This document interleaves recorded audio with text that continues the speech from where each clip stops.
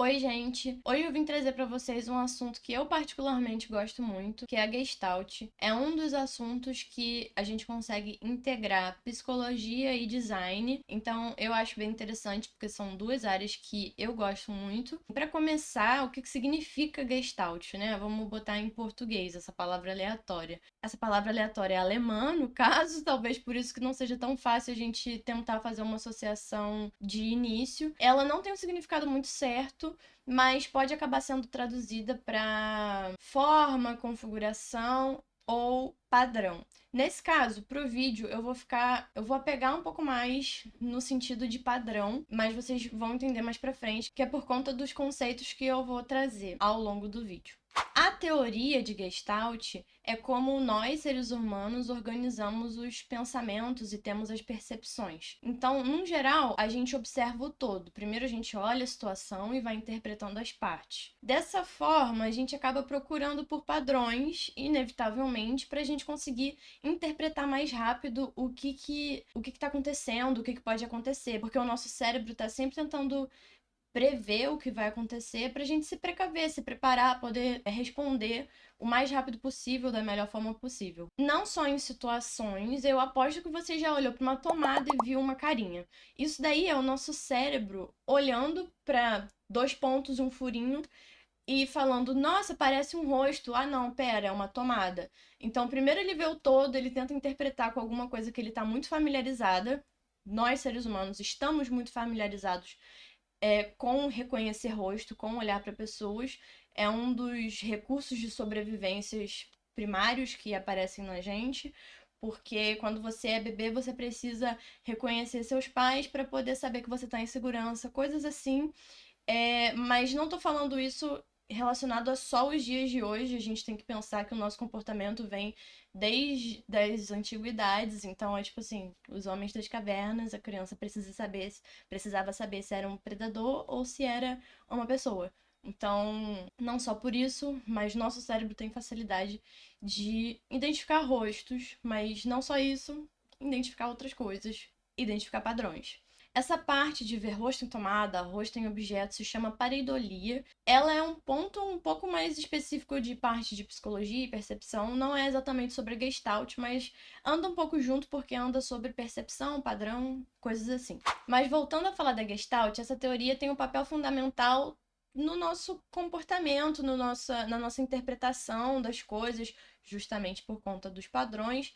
E, assim, no geral, afeta o design visual. A teoria afeta como o design visual é feito, é produzido. Saber sobre Gestalt é importante não só no design, mas também porque a gente consegue entender como o ser humano vai interpretar ou pode acabar interpretando determinada situação ou determinado produto, determinada interface, por conta das leis básicas da Gestalt. Já falarei sobre elas. Então, assim, rapidamente resumindo o que eu acabei de falar, quando a gente usa as teorias da Gestalt, a gente consegue fazer um produto mais intuitivo, mais agradável, não só um produto, mas, enfim, qualquer coisa no geral, uma logo, uma interface, um produto físico ou digital, no caso. E aí fica mais agradável para as pessoas, para os usuários. Agora sim, falando um pouco sobre as leis. Antes de começar a falar, eu queria dizer que eu pesquisei em vários sites, em vários lugares, uns menos oficiais, outros mais oficiais, estudo mesmo de coisa de faculdade, mas em cada lugar aparecia uma palavrinha, um termo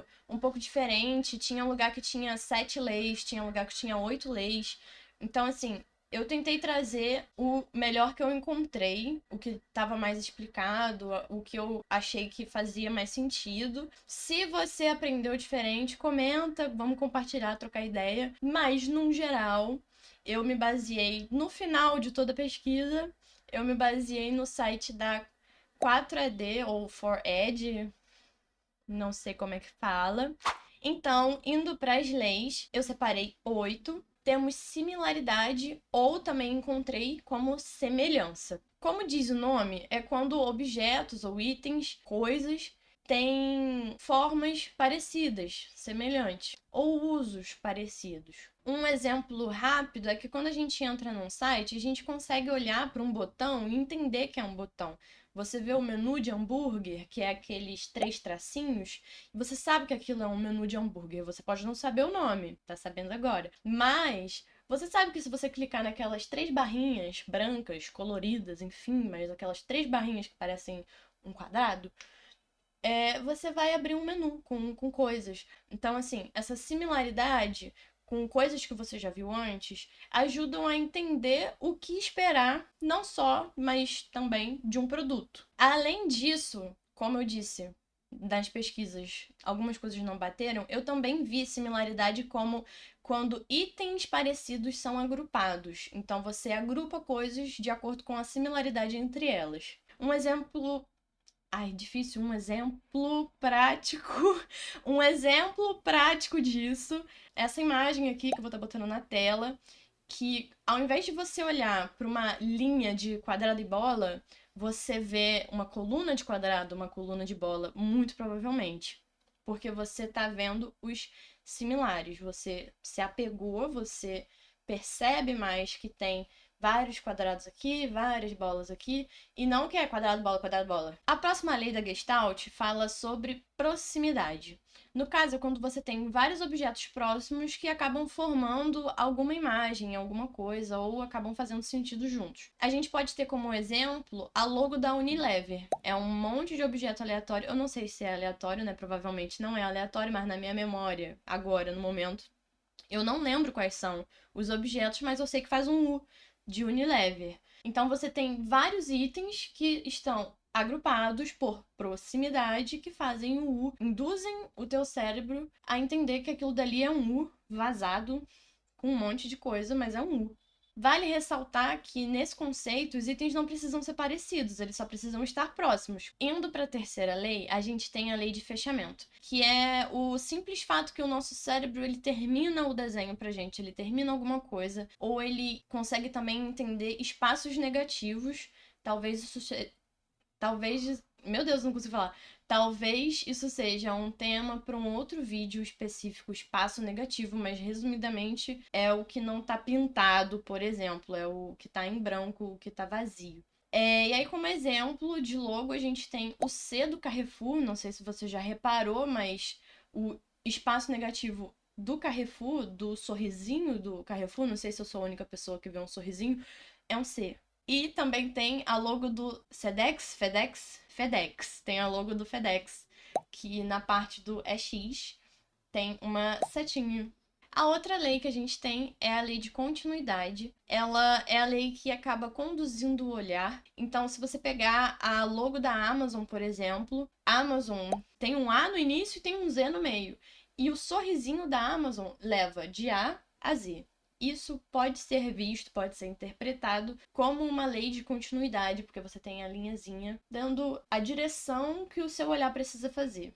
Linhas e curvas em geral induzem o olhar e acabam conseguindo entrar nesse conceito de continuidade, e as linhas e curvas não precisam nem estar lá especificamente, só pela disposição que as palavras, os conteúdos, imagens estão, você consegue enxergar uma linha. Por exemplo, num texto justificado, você sabe que tem uma linha imaginária no canto do texto, basicamente. Então, é isso, é como o olhar é conduzido. A gente tem também a lei da unificação, que para mim ela é um pouco mais abstrata, porque ela tem a ver com a harmonia dos itens, mas tentando assim resumir e trazer para vocês o que eu entendi, a unificação ela ocorre bem, ela acontece de forma adequada quando você consegue equilibrar o peso dos itens numa composição. Ou seja, quando você consegue equilibrar os estímulos dos elementos do todo. Aí trazendo mais uma ideia para tentar sair do campo tão abstrato, uma unificação ruim é quando você olha para alguma coisa e você acha que tem muita informação num canto só, muita informação espalhada, não tem nada no meio, que tá faltando alguma coisa aqui no meio, tá faltando alguma coisa aqui no canto para dar um equilíbrio realmente no peso da composição do negócio, da coisa, do site,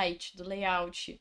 Nesse caso, unificação eu acho que é uma coisa muito mais gráfica do que produto, do que um negócio físico. Acho que por isso acaba ficando até um pouco mais abstrato. Mas, enfim, espero que tenha dado para entender esse da unificação. Um outro é segregação, ou eu também vi em outros lugares como contraste. Pelo nome contraste, acho mais fácil de já deduzir sobre o que fala essa lei, que no caso é sobre contraste. Ah, mas o que isso significa? Então, ela fala um pouco da capacidade que a gente tem de conseguir interpretar e entender os objetos, mesmo quando eles estão dispostos, colocados de forma sobreposta, ou seja, um em cima do outro. Então, se você tem um quadrado cinza, por exemplo, um cinza claro, aí você tem alguma coisa cinza escura, uma coisa preta. Você consegue diferenciar essas camadas, entender e ter noção de profundidade, por exemplo, por conta dessa capacidade de segregação, de conseguir separar que esse daqui é o cinza claro, esse daqui é o cinza médio, esse daqui é o preto. Também acho um pouco abstrato, mas aqui, ó, com o exemplo que o site que eu me baseei trouxe, eu acho que faz mais sentido visualmente. A gente também tem a lei de pregnância. Essa é a palavra mais aleatória que eu particularmente não sabia o que esperar dessa lei, mas ela não é tão complicada assim quanto olhar a primeira vez a palavra. Por mais irônico que seja, um bom sinônimo para pregnância é simplicidade. Mas, levando em consideração que simplicidade pode acabar sendo considerado um sinônimo de pregnância, a lei de pregnância é quando você consegue ter um layout, uma composição, um produto simples, que tá tudo harmonioso, tudo funciona. Não só harmonioso, o que a pregnância fala é muito mais sobre conseguir identificar as coisas com facilidade. Então, quanto mais pregnante, melhor. Quanto mais fácil você conseguir identificar todas as informações que precisam ser passadas, melhor. Bom, agora que eu já falei todas as leis, eu tenho mais 4 conceitos para trazer para vocês que em alguns sites acabavam sendo confundidos como leis, em outros eu vi como percepção da Gestalt. Então é meio que um subtópico das leis. Nesse caso, são 4 propriedades de percepção da Gestalt: emergência, reificação, multiestabilidade e invariância. A emergência fala sobre como o cérebro interpreta o todo antes de ver os detalhes. Isso eu já tinha falado no início do vídeo, agora tem nome. A reificação, ela fala sobre como o cérebro completa formas incompletas.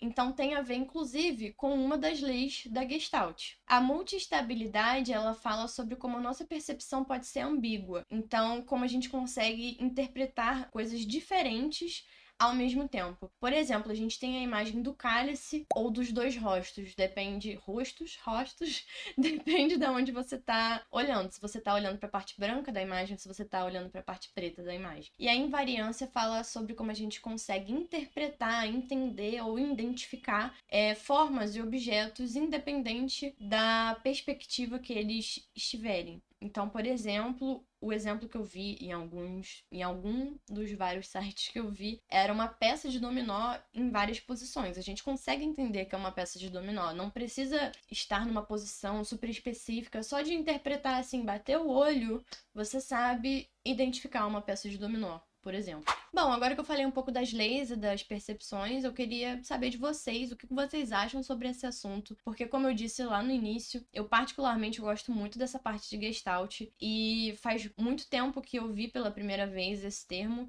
e sempre ficou na minha cabeça, eu sempre gostei muito da imagem do cálice e dos dois rostos. Eu acho muito interessante como o nosso cérebro acaba conseguindo perceber várias coisas ao mesmo tempo, consegue perceber algo antes de olhar tudo, de analisar.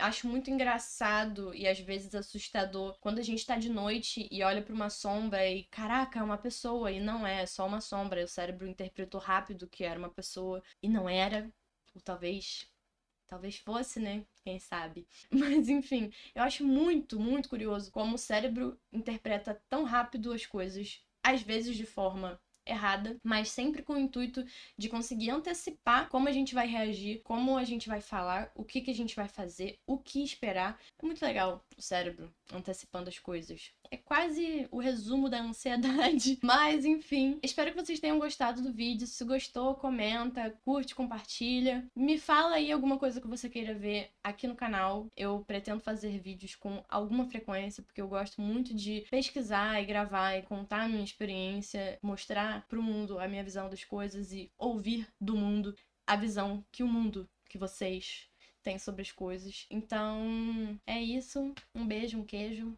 e até a próxima.